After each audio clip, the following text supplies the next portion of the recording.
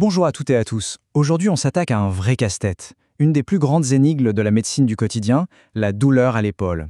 Pourquoi est-ce que c'est si compliqué? Et surtout, comment une nouvelle méthode, finalement assez simple et logique, est en train de tout changer? C'est la question qui frustre des millions de personnes et pas mal de médecins aussi, faut le dire. Pendant des années, le diagnostic a souvent ressemblé à un jeu de devinettes. On va voir ensemble pourquoi. Alors, plongeons directement au cœur du sujet. Il faut s'imaginer une pathologie qui peut toucher jusqu'à 2 tiers de la population à un moment ou à un autre, mais qui pourtant reste un véritable puzzle pour le monde médical. C'est assez paradoxal, non? L'approche classique, c'est un peu comme celle d'un mécanicien qui regarde un moteur. On cherche la pièce défectueuse, on lui donne un nom, et hop, on la répare. On appelle ça le modèle patho-anatomique. Ça paraît logique, n'est-ce pas? Sauf que pour l'épaule, eh bien ce moteur est beaucoup plus complexe qu'il n'y parlait. Et c'est là que tout se complique. On découvre une chose assez surprenante, une vraie déconnexion. Les examens d'imagerie, comme les IRM ou les échographies, peuvent montrer des anomalies, par exemple des déchirures, chez des personnes qui n'ont absolument aucune douleur. C'est ce qu'on appelle la pathologie asymptomatique. En clair, voir quelque chose qui semble cassé sur une image ne veut pas dire que c'est ça la source du problème. Les chercheurs eux-mêmes le disent noir sur blanc. Essayer de trouver la cause exacte d'une douleur à l'épaule juste avec des tests en cabinet, c'est souvent une impasse. Il fallait donc changer complètement de point de vue. Et c'est là qu'on arrive au tournant décisif. Au lieu de se demander qu'est-ce qui est abîmé, des chercheurs ont posé une question bien plus maligne. D'où vient la douleur? Ce n'est pas la même chose et ça change tout.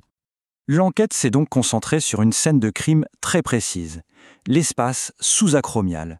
C'est une toute petite zone dans l'épaule, mais où il y a énormément de passages, avec des tendons et d'autres structures. Et tout porte à croire que c'est là que les ennuis commencent.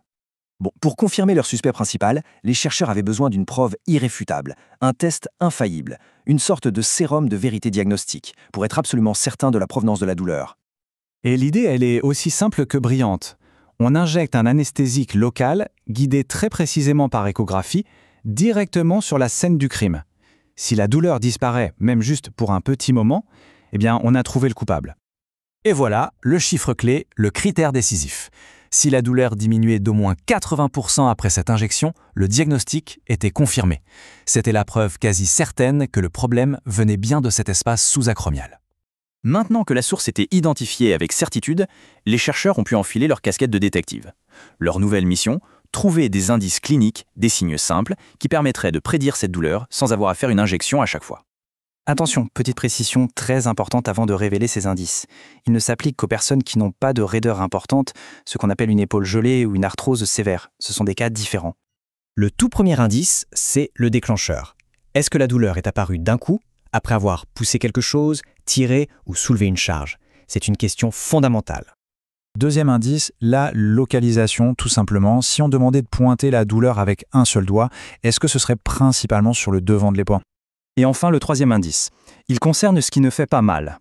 Si ce mouvement très spécifique, qu'on appelle ABR, n'est pas douloureux, ça aide beaucoup à éliminer d'autres sources possibles de douleur, comme un problème dans l'articulation principale de l'épaule. Alors, chaque indice est une pièce du puzzle, mais c'est leur combinaison qui est vraiment puissante. Avec 2 indices, la certitude augmente déjà très fort, mais avec les 3, là, les résultats de l'étude sont sans appel, une spécificité de 100%. Autrement dit, si ces 3 signes sont là, on est quasiment certain que la douleur vient de l'espace sous-acromial. L'étude a aussi révélé autre chose d'intéressant. Contrairement à plein de petites anomalies qu'on peut voir à l'imagerie, 2 résultats bien spécifiques étaient, eux, très fortement liés à la douleur sous-acromiale. On pourrait presque les voir comme des preuves supplémentaires. Bon, alors comment on assemble toutes ces pièces? Voyons concrètement comment tout ça nous mène à une nouvelle stratégie diagnostique, une stratégie bien plus intelligente et efficace. Et voilà l'application pratique de toute cette recherche. C'est un processus logique, étape par étape. D'abord, on vérifie la mobilité. Ensuite, on cherche nos 3 fameux indices cliniques. Et c'est seulement après, si besoin, qu'on utilise l'imagerie pour confirmer et non plus pour chercher à l'aveugle. La vraie révolution, elle est là, dans ce changement de perspective.